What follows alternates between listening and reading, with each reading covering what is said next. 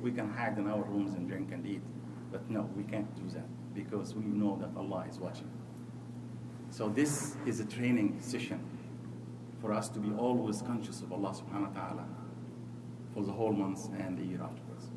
And this is the level of ihsan, level of being always watchful. Allah is watching over you. You can't see Him, but He sees you. And this is a training month for that. And the narrations here say that there was a man, normal man, but it seems that he still was conscious of God. And one day he was walking in the street, and he saw the police in the street checking, show me your identification, where are you going, where are you coming from, these kind of things. So he felt that this is the case. He said he took a side road to just avoid this. It turned out that in this side road there was sort of a dumpster, and the police was looking for something he did not know. So he tried to hide in this dumpster, and the police came to the dumpster and found a dead body there. So the only thing that is nearby this dead body is him. So they caught him. And he has nothing to do with it. He has no way of proving his innocence at this moment. And so he was about to be killed. He asked them to allow him to pray for 2 rak'ah. And then in the 2 rak'ah he prayed to Allah, oh Allah, you are the only one witnessing this, and you know that I'm the only, I'm innocent of this. And you're the only one you know that. And you in the Quran said, وَلَا تَكْتُمُوا الشَّهَادَةَ. When you are witnessing something, don't hide it, say it. Because your testifying can save the life of someone. So I need now you to testify on my behalf. And of course it was sincere prayers. Otherwise he will be hanged, will be killed. SubhanAllah.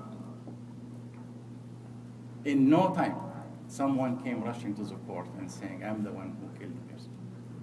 SubhanAllah. The judge couldn't believe it. How come? Why? What brought you here? He said, I don't know. I am the one who killed him.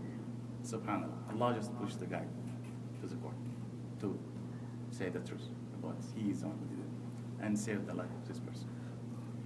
Why? Because the person at this moment, he really got in touch with Allah. And this is the sincere prayers, the sincere contact that we all should try to acquire. I mean, this dryness in the prayers, because when we pray, the shaitan comes and let us think of all sorts of things that we remember 20 years back. SubhanAllah. And we are totally off, totally out. Connection is not there. But we have to make the efforts. Yes, we get distracted, bring it back, keep bringing it back. This is a sincere prayer that Allah subhanahu wa ta'ala gets in touch with you. But dry prayers is not exactly as I mentioned a number of times. It's like I've tried to make a phone conversation or using a phone and the battery is dead. There is no connection. No connection. So you have to make the efforts to get this connection. And there is the al-muraqabah. Al-muraqabah to Allah subhanahu wa ta'ala is always to be always aware of Allah subhanahu wa ta'ala in every movement, every act you're about to do in life. And sometimes very small things that you cannot imagine, that they are so trivial, irrelevant, there's nothing there. But you do it just because you know that it is, yes, it will please Allah of doing it. This has a great value. We know in the stories about a person who, I think it was mentioned recently by some of the brothers here, that someone was so thirsty, and then he came across a water well. He went inside, drank, and in his way out, he saw a dog that is so thirsty as well. But he cannot reach the water in the well. So he went back and filled his shoes with the water to the dog. And the Prophet said, Allah forgave him all his sins just for this act, because he took care of the dog. And the lady who put a cat in a room, did not feed the cat, and the cat died, and the Prophet ﷺ, she went to hell for that. Little things. Wallahi, ya Shaykh, I know some brothers I came across who go and take more than one copy of the Saturday or Sunday newspaper, which is a big fat issue of the week, to get coupons. He pays for one, but he gets two or three.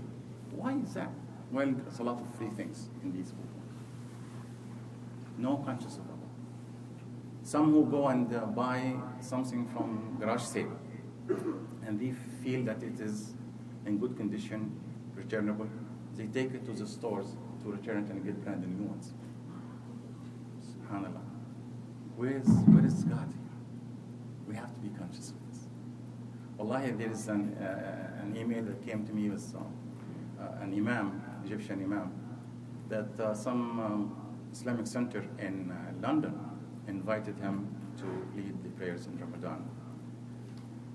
And he had to take a bus to go to the masjid. And he said that he has to pay the money to the driver and goes and sits in his seat. And he said, I counted the change, and I found that there is extra change. It's like 10 cents extra. Through the trip, I said, what's 10 cents? I mean, there's a lot of money getting into this bus. Should I tell him? Should I give it to him? This struggle is there. Then he said, no, why do I have to struggle for 10 cents? So in his way out, he told the driver, you gave me 10 cents extra. Look at the driver's response. Yes, I know. Yes, I know. You guys really impress me. One day, inshallah, I will visit your center. Allah. Subhanallah. He said, oh my goodness, when he said, yes, I know, and getting out of the bus, oh my God, I was about to sell my Islam for 10 cents. Subhanallah, 10 cents. When he said, I know, yes, I know, you people are embracing me, I said, oh my God. He said, I went to the masjid, I just couldn't control myself. I started praying that Allah guided me to pay him this 10 cents. So little things, brothers, we have to watch. Every little things we do. May Allah subhanahu wa ta'ala accept from us. اللهم اجعل اجتماعنا اجتماعا مرحوما واجعل فينا شقينا ولا محروما واجعل عملنا صالحا خالصا وجهك الكريم.